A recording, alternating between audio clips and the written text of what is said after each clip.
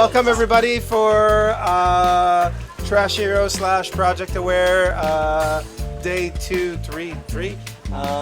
Today we're going to do our weekly Trash Hero on Cheningan, and we're doing the cleanup against the bridge. But we basically try and sort the trash into different categories. So we have hard plastic, we have soft plastic, we also have burnables, then we have glass and metals. Obviously there's going to be a bit less metal and glass than there is plastic.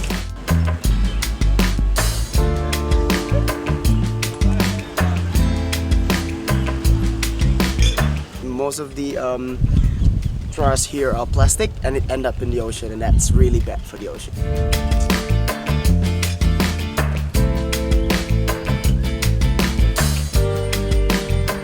Plastic.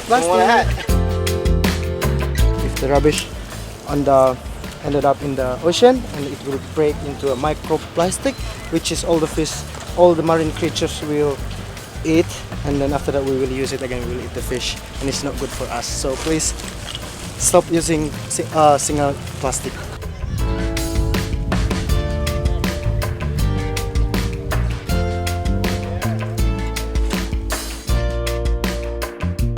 Sorry, I'm picking this up.